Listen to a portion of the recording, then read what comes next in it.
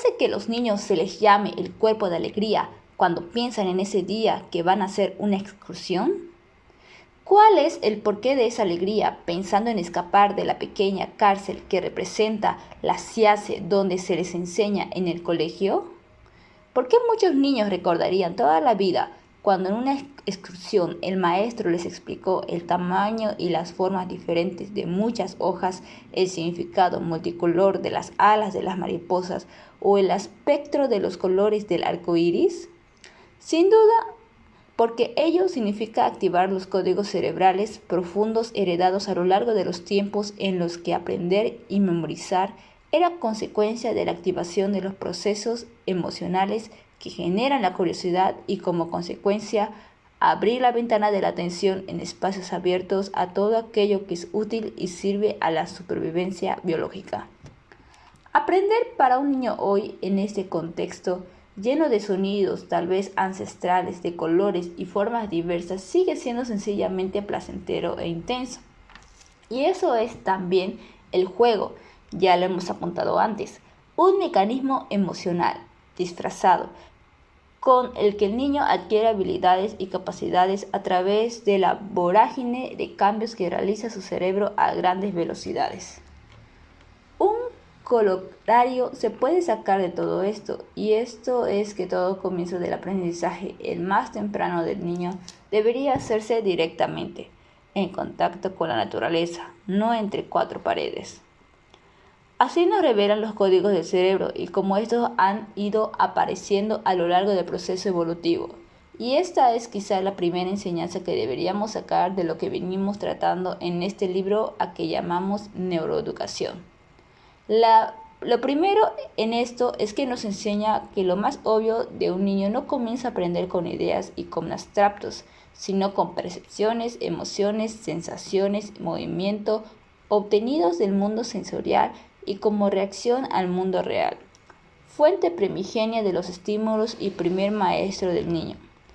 Es el mundo, y todo lo que hay en él y frente a él, lo que primero enseña al niño.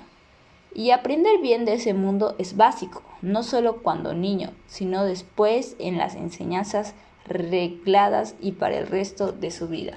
pues esas sensaciones y percepciones y sus experiencias serán los cimientos de su futuro aprendizaje abstracto.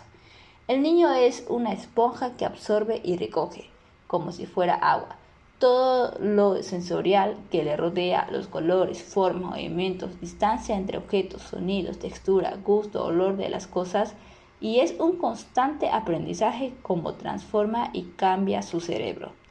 Pero esto se sigue inmediatamente de un proyectar al mundo lo aprendido, en donde lo contrasta y reaprende.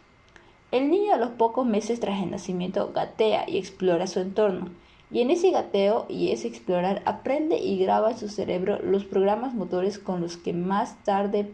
pasado el tiempo, podrá realizar un acto motor voluntario y coordinado.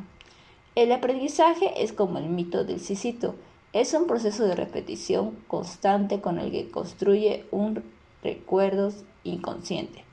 los cimientos que luego le permitirán aprender conscientemente. Ese proceso de mirar, oír y tocar, sobre todo a través del juego, es el primer aprendizaje sólido infantil, y todo ello conjugado con la inmediatez de esos significados emocionales que proporcionan los padres y principalmente la madre. Y todo cobra sentido de supervivencia, que quiere decir de seguridad en seguir vivo, a través de la emoción, ese fuego que sincera y forja de realidad todo lo que se ve y se toca. Hoy empezamos a vislumbrar lo muy negativo que puede resultar para el cerebro de un niño de 1 o 2 años mantenerlo encerrado en una guardería, cuando es bien sabido que las paredes de una guardería deberían ser jardines amplios y extensos, llenos de cosas, vivas o no, que se puedan oír, tocar, oler y aún hasta lamer, y con los que el niño interactúe constantemente. Será con este andamiaje sólido con el que luego el niño construirá el edificio sólido de las ideas y el pensamiento abstracto.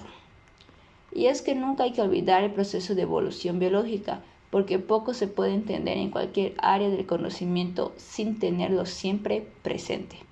Y hay que tener en cuenta para entender cómo el proceso de aprendizaje sensorial directo se transformó con el argumento y la complejidad del cerebro, desde pensar con unidades sensoriales concretas, esa flor concreta que tengo delante de mí, unidades sensoriales abstractas, el concepto de flor que yo tengo en la cabeza y que agrupa todas las flores concretas que puedan existir y que además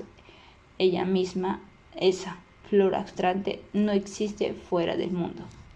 Y esa transición tuvo posiblemente su inicio hace nada menos de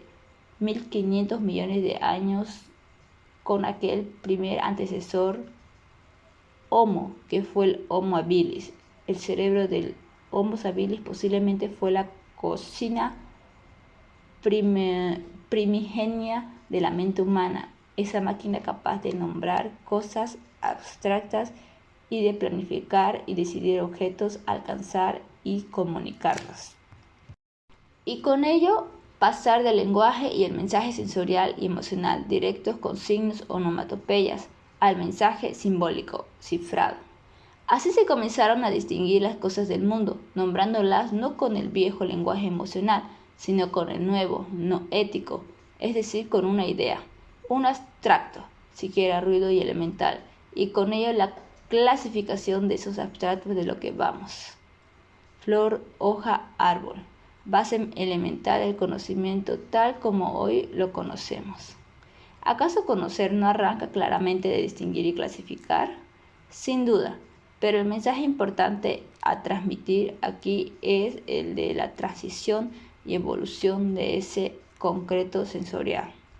al abstracto de las ideas, para señalar lo importante que es aprender desde muy temprano y bien, lleno de realidad, lo sensorial directo, pues es eso lo que da fundamento sólido para elaborar y aprender bien y transformar después esos concretos en abstractos.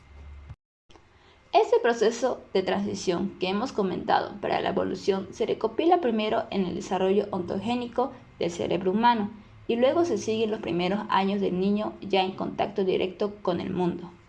De todo ello ya se empiezan a sacar algunos principios básicos para la neuroeducación que deberían llevarnos a cambiar muchas cosas en el inicio del proceso de aprendizaje humano.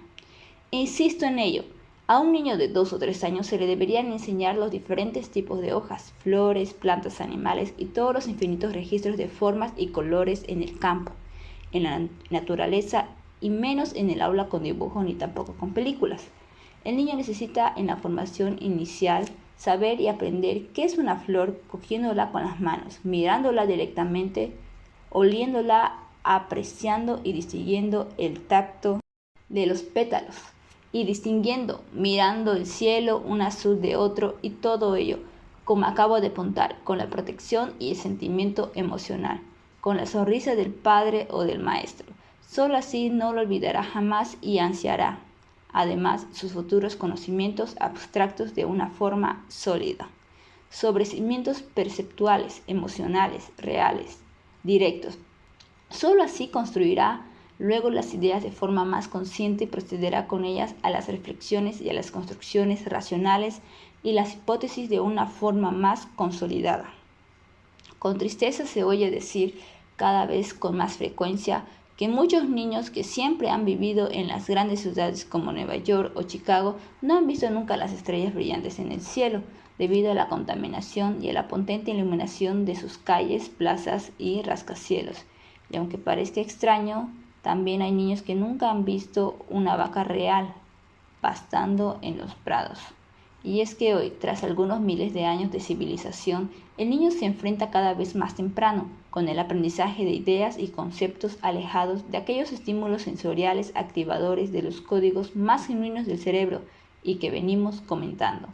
Y lo hace, además, encorsetado en clases pequeñas y con el rigor y la seriedad de los maestros que se alejan de aquel juego primitivo que generaba aprender y memorizar de lo sensorial directo, base de la curiosidad, la atención y el despertar, como acabo de señalar. Para el ser humano, aprender es hoy un proceso que desde muy temprano, quizá demasiado, se ha llevado a unos niveles de abstracción y de tan alto calado intelectual y social que de alguna manera rompen con aquellas raíces inviolables genéticas y evolutivas, con aquel origen que significó aprender y memorizar viendo el vuelo colorido y arcaico de las mariposas.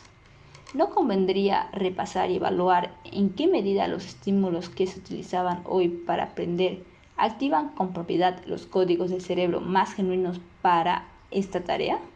Es posible que la neuroeducación a la luz del proceso evolutivo nos pueda ayudar a ello y sacar ventajas para llegar a aprender y memorizar mejor.